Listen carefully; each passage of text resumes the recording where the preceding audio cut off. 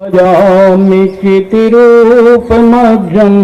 कवीरम् नारूपमशेष तथोपलभ्यते न अन्तो न चादिर्न न च सम्प्रतिष्ठः अश्वत्थमेनं सुविरूढमूलम् असंगशास्त्रेण ग्राणेन छित्त्वा असंगशास्त्रेण ग्राणेन छित्त्वा गुरु कबीर के चरण नमो प्रगटायो सदपंथ मुक्ति प्रदाता सदगुरु धन्य पारखी सन। बोलिए श्री सदगुरुदेव की। देखो भाई, अब भी साहब जी बताए थे मंदिर के सामने निकलते ही सब लोग एक साथ जोर से बोलते थे, लेकिन यहाँ पर देखता हूँ, हाँ कोई बात नहीं, कल श्री अमोही साहब जी ने कहा था जिनके मुंह में जीभ ना हो ना बोले, तो अगर ना हो तो बोले, और अगर है तो जरूर बोले। बोलिए श्री सदगुरुदेव की।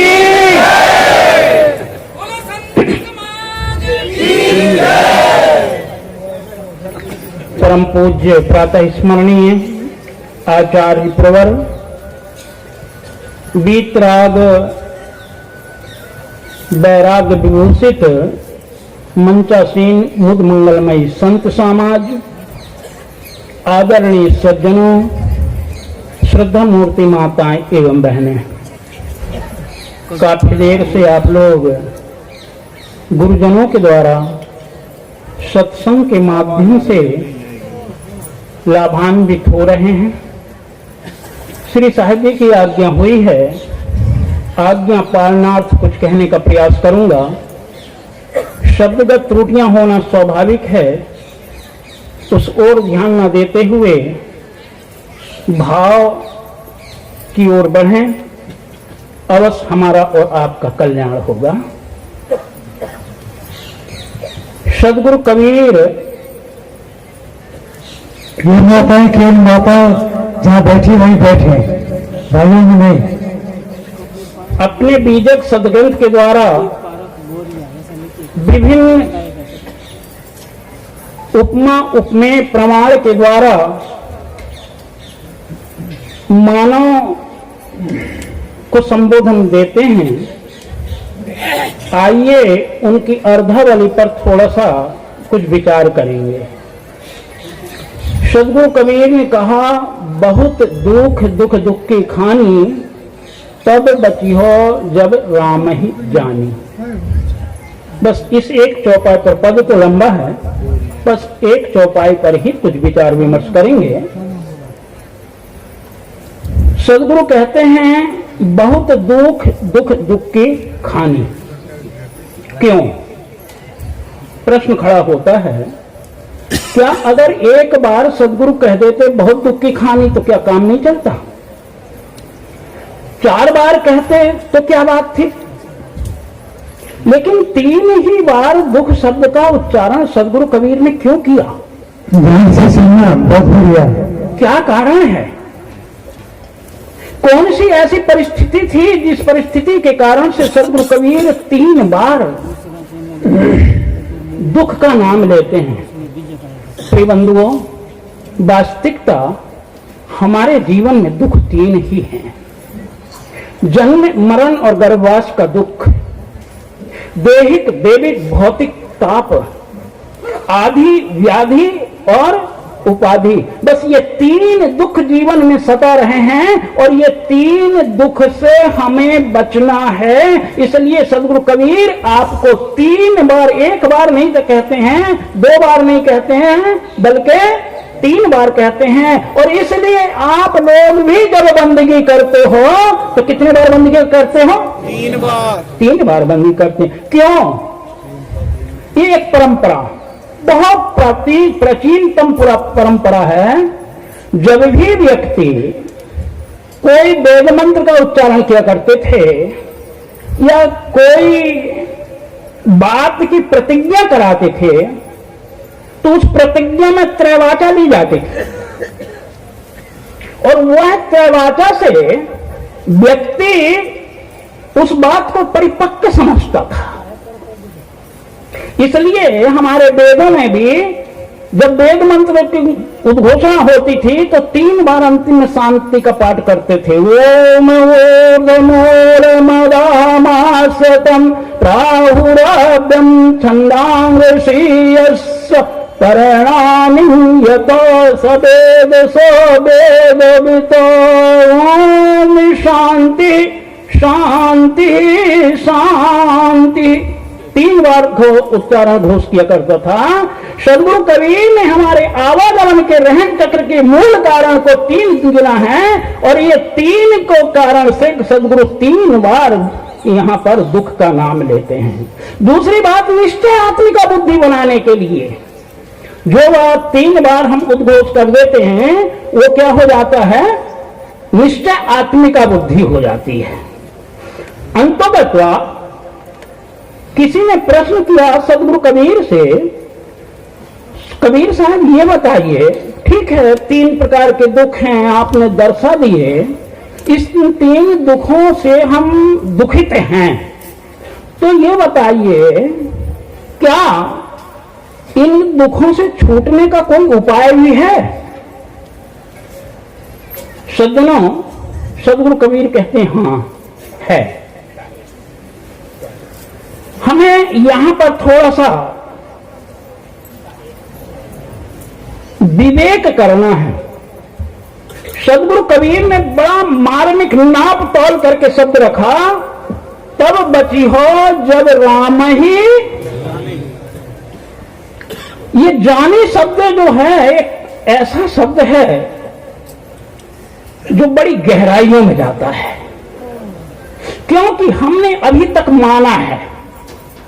जैसे अभी साहब जी कह रहे थे, भूपेंद्र साहब जी ने बड़ी सुंदर बात बतलाई थी, हमें इतना विश्वास हो गया है शास्त्रों में, वेदों में, कि जो कुछ वेद और शास्त्र की बात है वो सब सत्य है, उसमें मिथ्या नहीं हो सकता। क्यों नहीं ऐसा निश्चय हो गया है? क्योंकि हम विवेक नहीं करते हैं और इसलिए हम उसको सत्य मान लेते हैं। बड़ी सुंदर बात बताई थी, यहां एक डॉक्टर आ जाए और डॉक्टर आकर के ये कहे मैंने एक महिला के पेट का ऑपरेशन किया और उस ऑपरेशन से उस महिला के पेट से 20 बच्चे निकाले और सब जिंदे हैं।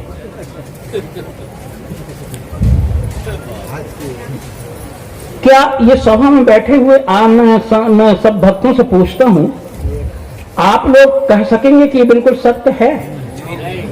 नहीं कह सकते। बिल्कुल ठीक।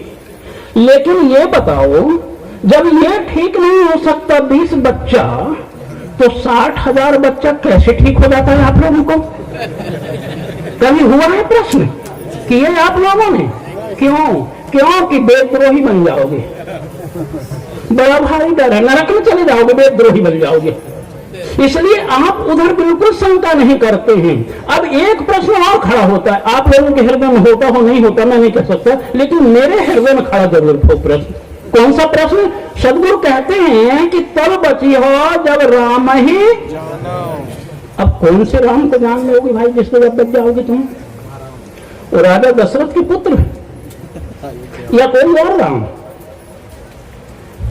जब ये बात आती है तो एक प्रश्न और खड़ा हो जाता है, कहा कई राम हुए हैं क्या?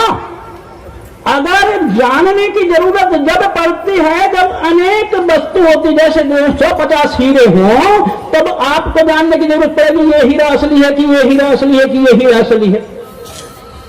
अगर एक ही हो तो असली और नकली के, तो इसलिए प्रश्न खड़ा होता है क्या राम अनेक हैं? तो सज्जनों ध्यान देना, इस बात को मैं नहीं कह रहा हूं, बल्कि मानसकार गोस्वामी जी महाराज इस बात को कह रहे हैं कि एक राम नहीं, अनंत राम है। नाना भांति राम अवतारा, रामायण सतकोटि अपारा। हरि अनंत हरि कथा अनंता, एक दो हरि नहीं अनेक हरि हैं। प्रभु श्री राम की अपर कोई और जाहि जपत त्रिपुरारी। ऐसे अनेक राम हैं, तो सदगुरु कबीर किस राम को जानने की बात कह रहे हैं? प्रश्न खड़ा होता है। तो सज्जनों, यह प्रश्न शायद गोस्वामी जी के हृदय में भी कौंधा होगा। मेरे को ऐसा लगता है कि गोस्वामी जी ने शायद सदगुरु कबीर के बीजक को कभी देखा होगा और इसलिए वो उस बीजक के अनुसार कहीं कहीं मानस में अपनी छाप छोड़ जाते हैं। सदगुरु कबीर के झंडे के नीचे आकर के अपनी छाप छोड़ते हैं। कौन सी छाप छोड़ते हैं? उनको भी कहना पड़ा कि जो जानो। मैंने कहा था जाने शब्द में, जानी शब्द पर थोड़ा सा जोर दूंगा, जरा देखिए। जो जानो सोई देह जनाई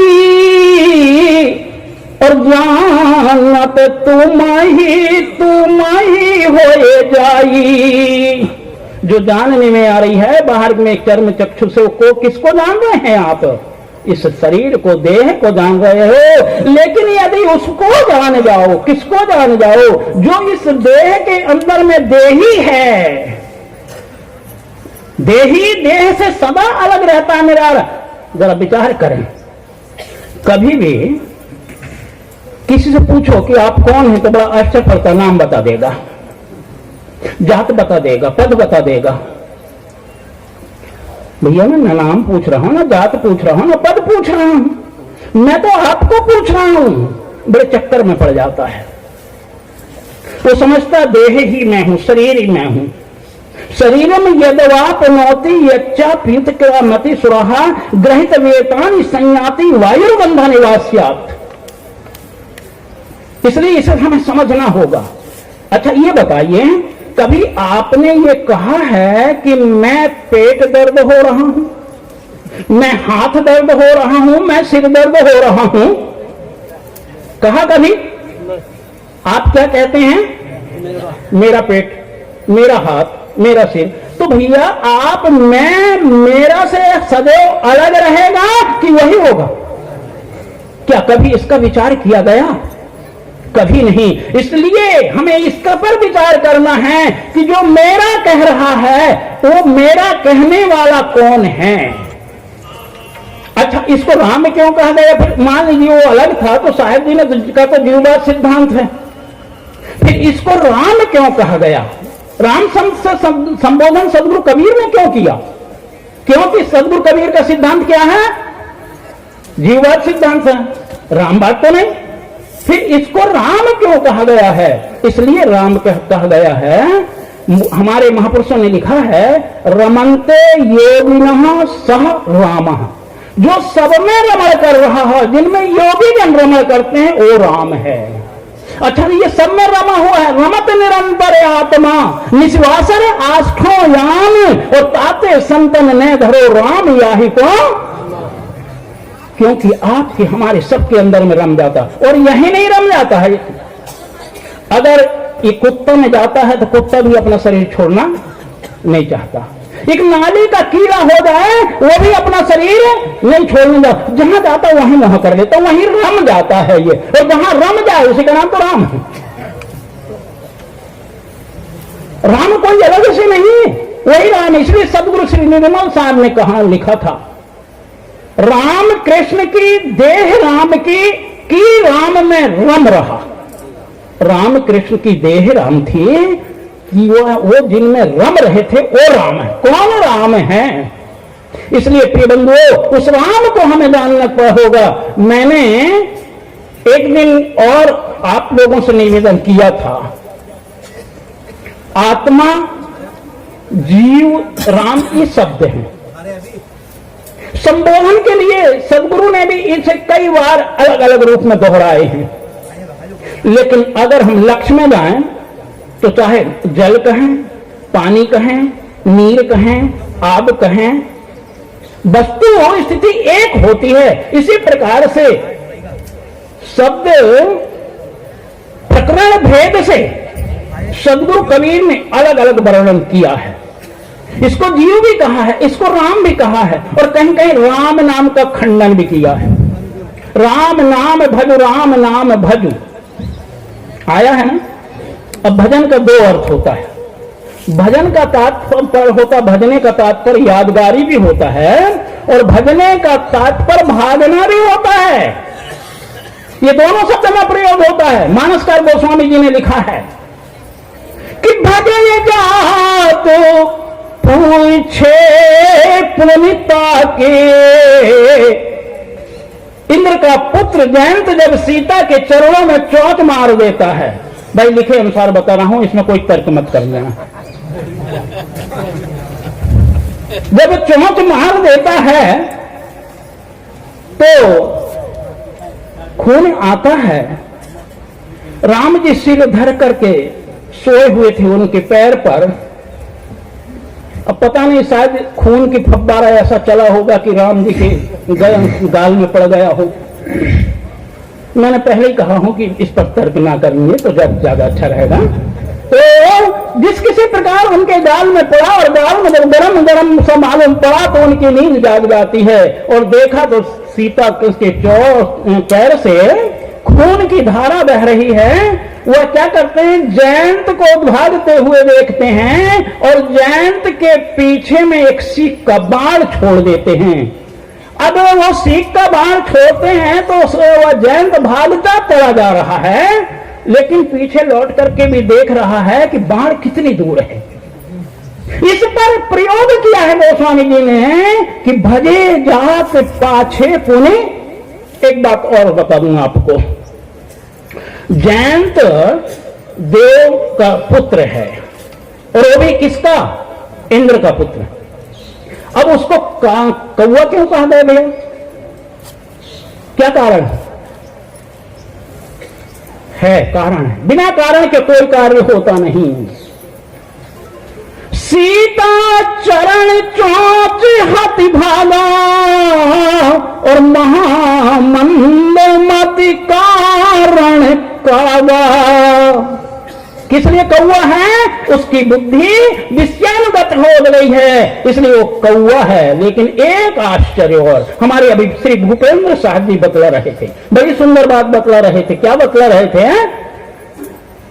राम की पत्नी सीता के चरण में चोंच मारने के कारण से जयंत कौवा कहा गया है, लेकिन ग्वालिनियों के वस्त्र हरण करने के कारण से कृष्ण को आज तक किसी ने कौवा कहा? किसी ने? बोलो क्यों? और फिर भी क्या कहते हैं आप? सच्चिदानंद भगवान की, अभी हमारे साहब जी कहा करते थे, फिर भी उनकी जय जयकारा। कभी विवेक किया है आदमी? सदगुरु कबीर कहते हैं, कर विचार विकार परिहर तरण तारण सोई, बिना विवेक सकल जग भर में माया जग। इसलिए विवेक करिए। मैंने कही इस चौपाई में बड़ी सुंदर बात सदगुरु ने बताई है, तब बची हो, तब बचोगे। मान लेने से बच नहीं सकते आप काल के गाल से। इसलिए आपको क्या करना होगा? जानना होगा। और किसको जानना होगा?